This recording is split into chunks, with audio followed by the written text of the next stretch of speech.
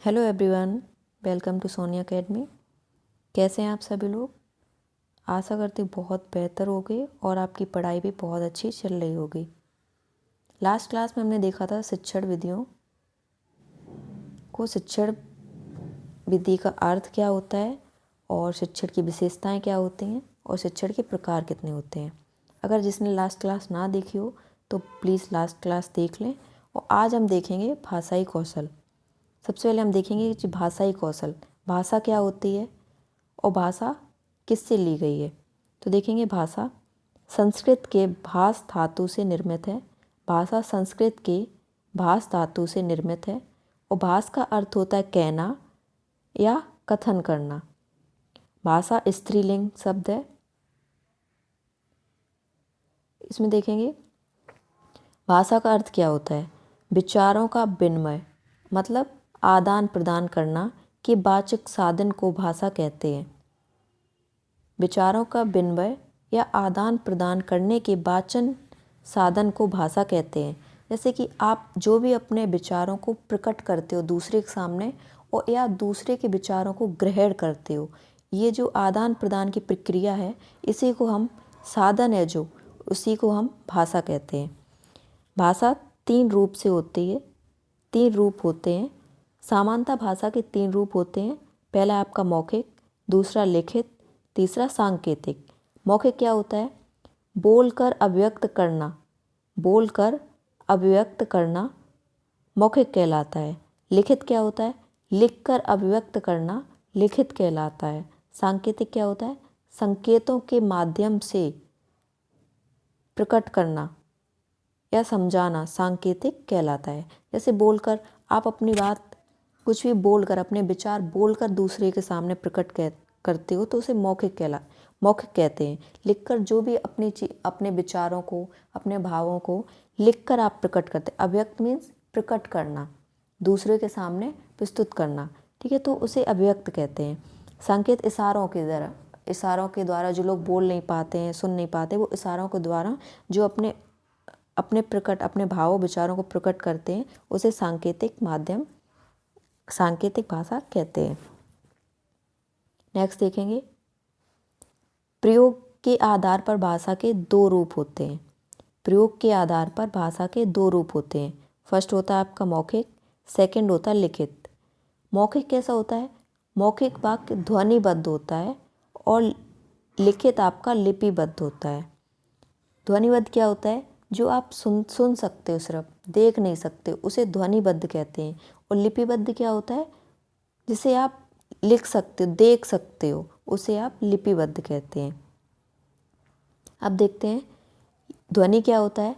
भाषा का वह रूप, भाषा का वह रूप जो सुनाई तो दे परंतु दिखाई ना दे, उसे ध्वनि कहते हैं। भाषा का वह रूप जो सुनाई तो दे परंतु दिखाई ना दे, उसे ध्वनि कहते हैं। जैसे कि आप ध्वनि जो सुनते हो, आवाज़ जो सुनते हो, वो क्या देख सकते हो? सिर्फ आपको सुनाई देती है। तो जो भाषा का वह रूप जो सुनाई तो दे परंतु दिखाई ना दे, उसे ध्वनि कहते हैं। और ध्वनि अमूर्त होती है। अमूर्त क्या होता है? जो आपको सुनाई दे, आप उसे महसूस कर सको, लेकिन वो आपको दिखाई ना दे, वह अमूर्त कहलाती है। ठीक है, अब देखेंगे लिपि क्या होता है। भाषा के ध्वनि चिन्हों के लिखित रूप को लिपि कहते हैं।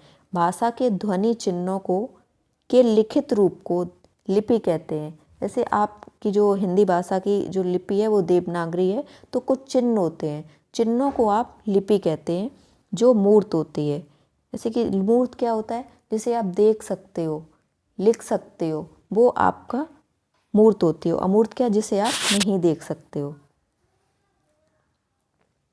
नेक्स्ट देखेंगे सुनना, बोलना, पढ़ना, लिखना का कौशल सम्मिलित होता है, उसे भाषाई कौशल कहते हैं।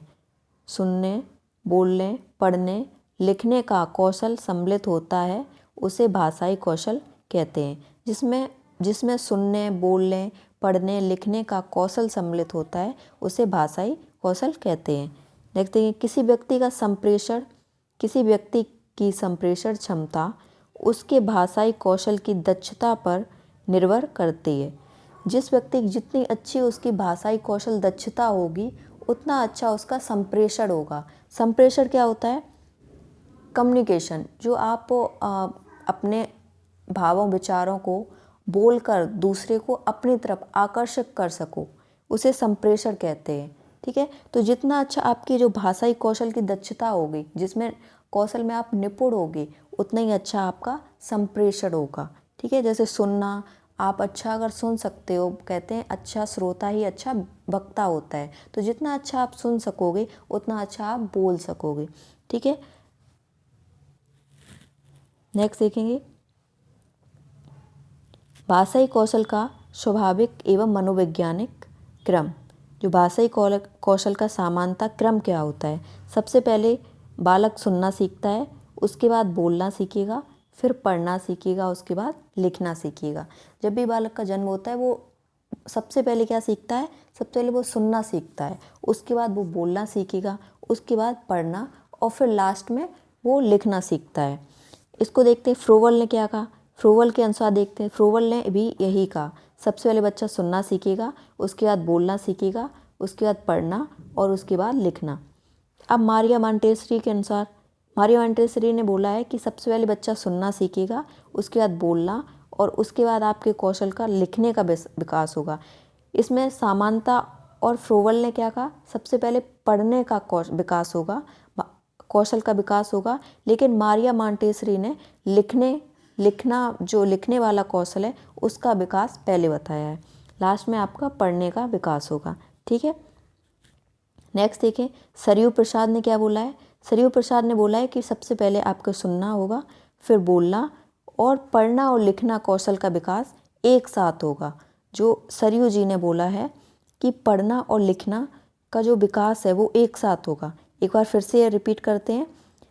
जो समानता क्रम होता है वो सबसे पहले जो बालक होता है, एक बच्चा होता है, उसके जो भाषाई कौशल का विकास किस प्रकार से होता है वो क्रम आपको बताया गया है।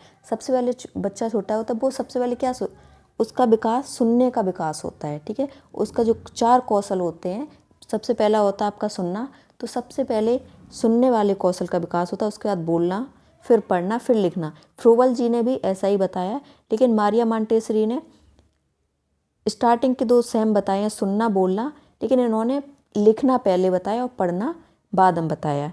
सरयू जी ने क्या कहा है? पहले सुनना होगा, फिर बोलना होगा और पढ़ना और लिखना को एक साथ बताया। तो अगर क्वेश्चन आपका आया कि फ्रोवेल के अनुसार, तो आप जो समानता क्रम है वो आप बता दोगे। और मारिया मॉन्टेसरी के अनुसार उन्होंने लिखना पहले रखा है, लास्ट में पढ़ना रखा है, और सरयू के अनुसार इन्होंने पढ़ना और लिखना साथ साथ रखा है। नेक्स्ट देखेंगे, अब देखेंगे कि कौशल और इनका मुख्य उद्देश्य क्या है। सुनना जो आपका कौशल है उसका मुख्य उद्देश्य क्या है?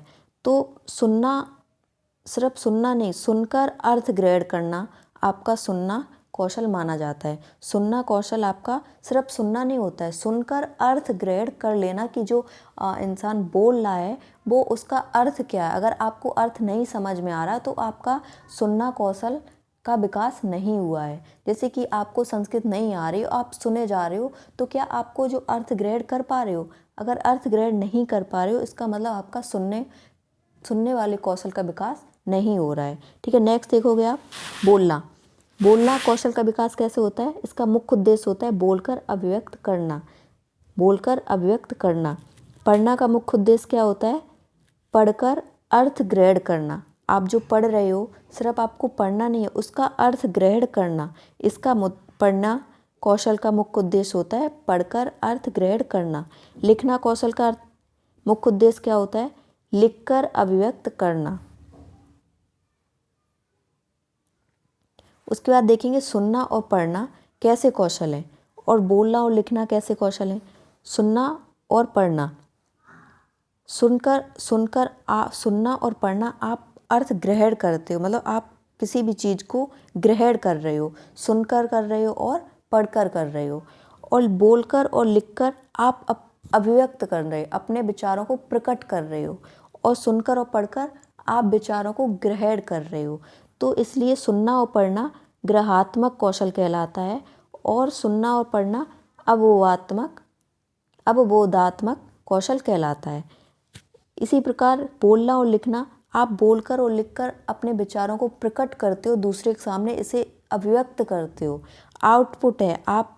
और ग्रहण, सुनना और पढ़ना क्या है, इनपुट है, और बोलना लिखना आउटपुट है, अपने विचारों को आप अभिव्यक्त करते हो। इसीलिए इसको बोलना और लिखना को अभिव्यक्तितात्मक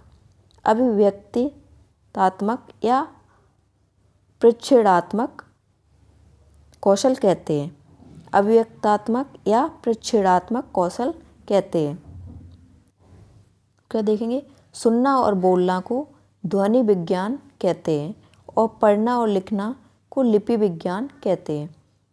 सुनना और बोलना ध्वनि होती है, ध्वनि से आप बोल सकते हो, ध्वनि से आप सुन सकते हो, इसीलिए इसे ध्वनि विज्ञान कहते हैं। और ध्वनि विज्ञान कैसा होता है, अमूर्त होता है। और पढ़ना और लिखना लिपि विज्ञान होता है, जो कि मूर्त होता है। आगे देखेंगे, सुनना और बोलना अनौपचारिक होता है और पढ़ना और लिखना औपचारिक होता है। सुनना और बोलना अनौपचारिक क्यों होता है, क्योंकि जो भी चीज़ आप एक नियम के बिना, समय के बिना कहीं भी सीख सकते हो, उसे अनौपचारिक कहते हैं। और जो सुनना और बोलना है वो आप परिवार में सीखते हो, अपने मित्र के साथ रहकर सीखते हो, अपने परिवेश में ही सीख सकते हो, वातावरण से सीख सकते हो, कहीं भी सीख सकते हो, इसलिए इन्हें अनौपचारिक कहते हैं। और औपचारिक क्या होता है, जो आप एक नियम के अनुसार और स्कूल या कॉलेज में जाके, स्कूल में जाके बच्चे सीखते हैं, इसलिए इसे औपचारिक कहते हैं। औपचारिक क्या होता है, जो एक नियम के अनुसार, एक समय के अनुसार, एक संस्था के द्वारा सिखाया जाए, उसे औपचारिक कहते हैं। सुनना क्या होता है, देखेंगे सुनना क्या होता है। सुनना मात्र ही श्रवण कौशल नहीं है, सुनकर अर्थ ग्रहण करना श्रवण कौशल है। श्रवण कौशल क्या होता है, मतलब सुनना, सुनकर मात्र श्रवण कौशल नहीं है। सिर्फ आप सुनते हो तो श्रवण कौशल नहीं कहलाता है, बल्कि सुनकर आप अर्थ ग्रहण करते हो, इसे श्रवण कौशल कहते हैं। श्रवण कौशल मीन्स सुनना, ठीक है, श्रवण मीन्स सुनना। नेक्स्ट देखेंगे, सुनना कौशल के आने वाली बाधाएं। सुनना कौशल, जो आपका सुनना कौशल होता है, श्रवण कौशल होता है, उसमें आने वाली बाधाएं। तो सबसे जो प्रमुख बाधा होती है वो होती है श्रोता का बहरापन होना। जो श्रोता होता है, श्रोता में सुनने वाला, जो सुनने वाला होता है उसका बहरापन होना, उसका बहरा होना। सेकंड है श्रोता का ध्यान सुनने की बजाय कहीं और होना। श्रोता का ध्यान सुनने की बजाय कहीं और होना, या फिर उसमें रुचि नहीं होना, जो चीज़ वो सुन रहा है उसके प्रति उसकी रुचि ना होना। तीसरा है आपका वक्ता का भाषा स्खलित या तुतलाई हुई होना।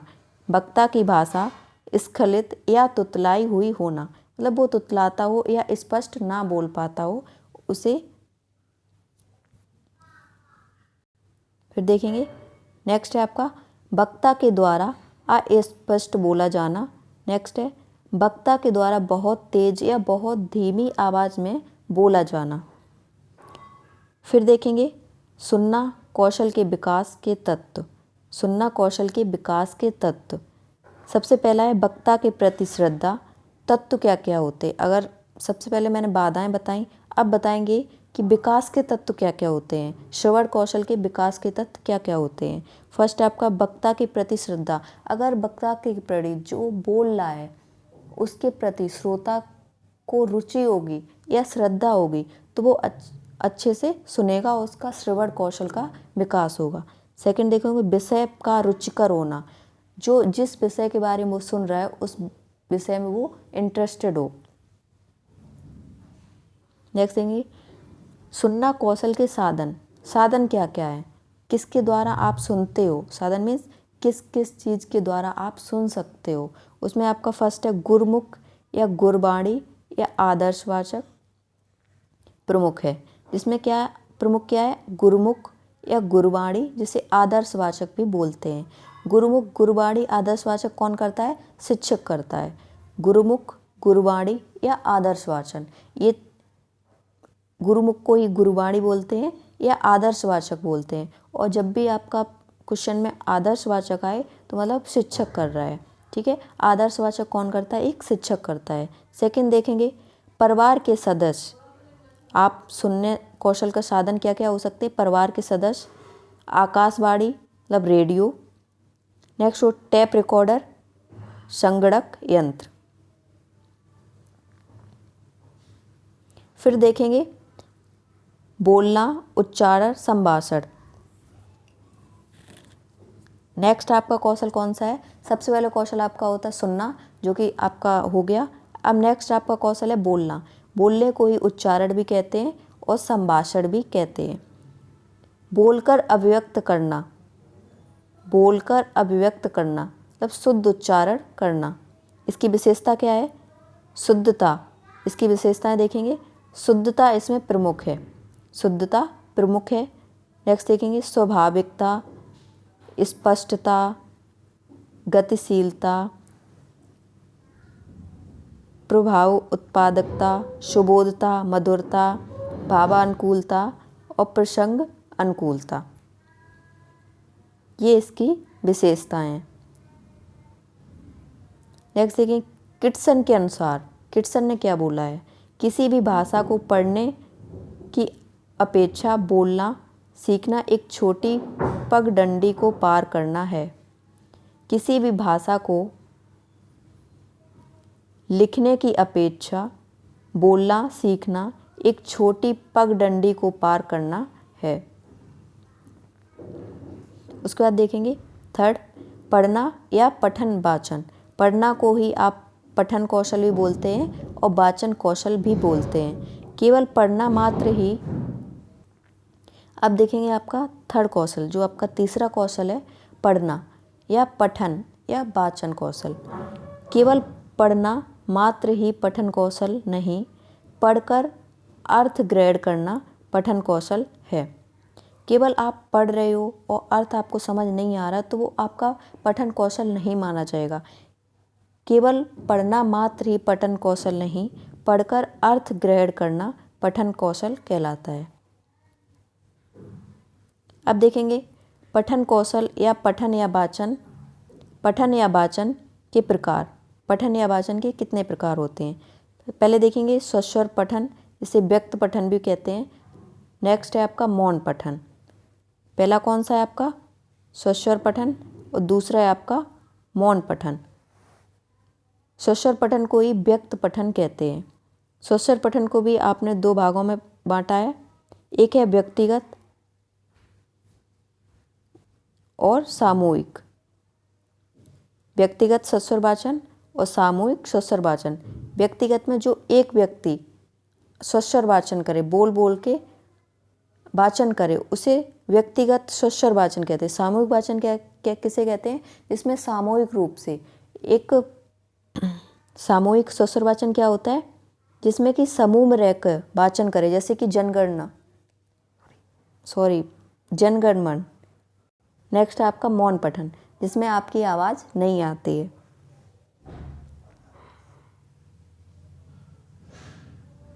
अब देखेंगे व्यक्तिगत स्वस्वर वाचन क्या होता है। जब एक व्यक्ति के द्वारा स्वस्वर वाचन स्वर सहित वाचन किया जाता है उसे व्यक्तिगत स्वस्वर वाचन कहते हैं। जैसे कि शिक्षक के द्वारा, जब एक व्यक्ति के द्वारा स्वर सहित बोलकर वाचन किया जाता है उसे व्यक्तिगत स्वस्वर वाचन कहते हैं। जैसे कि शिक्षक, जो शिक्षक के द्वारा वाचन होता है वो व्यक्तिगत स्वस्वर वाचन होता है। फिर देखेंगे सामूहिक स्वस्वर वाचन। जब दो या दो से अधिक व्यक्तियों के द्वारा स्वर सहित वाचन किया जाता है उसे सामूहिक स्वस्वर वाचन कहते हैं। जैसे कक्षा के बच्चों के द्वारा जो वाचन किया जाता है उसे सामूहिक स्वस्वर वाचन कहते हैं। अब देखते हैं विशेष स्वस्वर वाचन की अपेक्षा मौन वाचन से अधिक स्थायी ज्ञान ग्रहण होता है। स्वस्वर वाचन की अपेक्षा मौन वाचन से अधिक स्थायी ज्ञान ग्रहण होता है। फिर देखेंगे मौन वाचन तीसरी कक्षा से प्रारंभ किया जाता है और मौन वाचन पर सस्वर वाचन की अपेक्षा छठवीं कक्षा से अधिक बल दिया जाता है। मौन वाचन प्रारंभ, अगर क्वेश्चन आए आपका मौन वाचन प्रारंभ कब से किया जाता है, तो तीसरी कक्षा से मौन वाचन प्रारंभ किया जाता है और इस पे अधिक सस्वर वाचन की अपेक्षा अधिक बल इसको छठवीं क्लास से दिया जाता है। फिर देखेंगे, एक आदर्श वाचन शिक्षक के द्वारा होता है, कभी भी एक मौन वाचन नहीं हो सकता है। आदर्श वाचन शिक्षक के द्वारा होता है और आदर्श वाचन कभी भी मौन वाचन नहीं हो सकता है। एक आदर्श वाचन एक सस्वर वाचन हो सकता है, एक आदर्श वाचन एक सस्वर वाचन हो सकता है, लेकिन मौन वाचन नहीं हो सकता है। ठीक है, सस्वर वाचन आपका आदर्श वाचन भी हो सकता है और सस्वर वाचन आपका व्यक्तिगत सस्वर वाचन भी हो सकता है। ओके, अब इसके आगे नेक्स्ट क्लास में पढ़ाएंगे। अगर आपको वीडियो अच्छा लगे तो प्लीज़ लाइक करें एंड सब्सक्राइब करें और शेयर भी करें। Thank you.